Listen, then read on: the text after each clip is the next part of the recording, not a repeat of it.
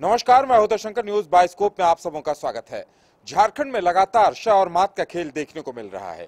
ED सम्मन भेज रही है, सीएम एक बार पूछताछ के लिए शामिल होते हैं, उसके बाद जब 9वां सम्मन आता है तो सीएम की तरफ से जवाब ये जाता है कि 31 मार्च तक वो व्यस्त हैं। लेकिन इस बीच विपक्ष ने मोर्चा संभाल रखा है और अगुवाई कर रहे हैं पूर्व मुख्यमंत्री और वर्तमान बीजेपी अध्यक्ष बाबूलाल मरांडी। बाबूलाल मरांडी सरकार के भ्रष्टाचार को लेकर लगातार सवाल खड़े कर रहे हैं और ये भी कह रहे हैं कि आखिर सीएम जवाब क्यों नहीं दे रहे जितने सवाल उनसे पूछे जा रहे हैं। और अब बाबूलाल मरांडी ने बड़ी बात कही है कि लगातार जिस तरह से वो सरकार के खिलाफ बयान दे रहे हैं, अगर उनके या उनके परिजनों के खिलाफ कोई कार्रवाई भी होती है तो वो पीछे नहीं हटेंगे। ज्यादा जानकारी के लिए इस वक्त हमारे साथ हमारे संवाददाता मदन है। मदन, बाबूलाल मरांडी ने क्या कुछ कहा है?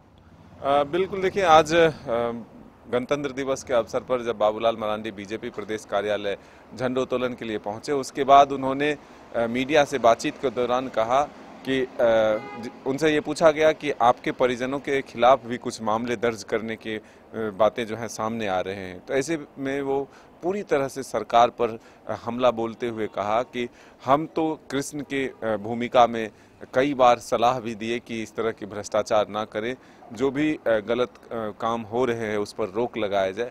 और उन्होंने रामायण का भी जिक्र किया कि रामायण में भी राम ने कई बार रावण को संदेश देने का काम किया था, लेकिन वो उनके संदेशों को नहीं समझा। तो ऐसे में हमारे जो विरोध हैं वो भ्रष्टाचार के खिलाफ हैं, और अगर हम पर मुकदमा या हमारे परिजनों पर मुकदमा करते भी हैं तो उससे हम डरने वाले नहीं हैं। तो ये सीधे तौर पर एक स्पष्ट मैसेज है। जिस तरह से आपने देखा कि बाबूलाल मरांडी पिछले कुछ दिनों जो है प्रदेश कार्यालय में प्रेस वार्ता कर कई गंभीर आरोप लगाए और सीधे तौर पर उनके परिजनों को कहा कि अब जो जगह जो है वो होठमार का बच रहा है, इससे पहले कहीं जगह भी नहीं है खाली।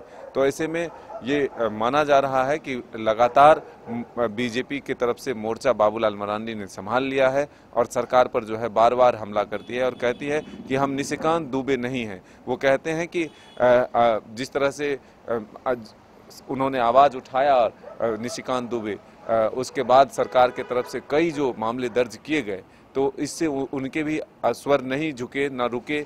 तो ऐसे में बाबूलाल मरांडी भी झुकने वाला नहीं है। जब जब भ्रष्टाचार होगा, जब जब इस राज्य को लूटने की कोशिश होगी, तब हम सड़क पर उतरकर आंदोलन करेंगे और पुरजोर तरीके से आंदोलन करेंगे।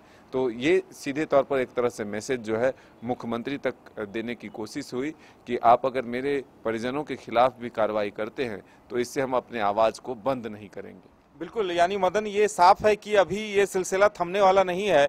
बाबूलाल मरांडी लगता है कि अब चूंकि सीएम ने जवाब दे दिया है कि 30 मार्च तक नहीं आ सकते हैं ईडी के पास, तो लगता है ये हमले का सिलसिला, या फिर बाबूलाल मरांडी लगातार बयान इस तरह के देते रहेंगे और सत्ता पक्ष की तरफ से भी, यानी ये आरोप प्रत्यारोप का दौर अभी फिलहाल चलता रहेगा।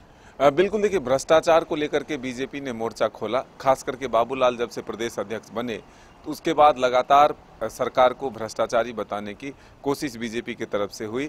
चाहे वो संकल्प यात्रा हो बीजेपी का, बाबूलाल मरांडी 81 विधानसभा में पहुंचे और उसके बाद सीधे तौर पर सरकार और उसके मुखिया बाबूलाल मरांडी के निशाने पर रहे। अब जब ईडी का समन पर समन मुख्यमंत्री हेमंत सोरेन को मिल रहा है, तो इस बीच भी लगातार सरकार पर जो है हमला वो बाबूलाल की तरफ से किया जा रहा है। तो ये सिलसिला लगातार जारी है। अब देखना होगा कि ईडी भी अपना अगला कदम क्या उठाती है, क्योंकि अब लिखित जवाब मार्च तक के लिए मुख्यमंत्री हेमंत सोरेन ने दे दिया है और ये माना जा रहा है कि मार्च में ही लोकसभा चुनाव की घोषणा हो जाएंगे, तो फिर यह मामला जो है आगे खिंच जाएगा। तो अब देखने वाली बात ये होगी कि क्योंकि गेंद अब ईडी के पाले में है और ईडी क्या एक्शन लेती है इस पर सबकी नजरें रहेंगी। वहीं बाबूलाल मरांडी ने भी कह दिया है कि वो बयान देने, सत्ता पक्ष पर सवाल उठाने और भ्रष्टाचार को लेकर सवाल खड़े करने से पीछे नहीं हटेंगे, चाहे कुछ भी क्यों ना हो जाए। तो फिलहाल हमारे साथ इतना ही, हमें दीजिए इजाजत और आप देखते रहिए न्यूज बाइस्कोप। नमस्कार।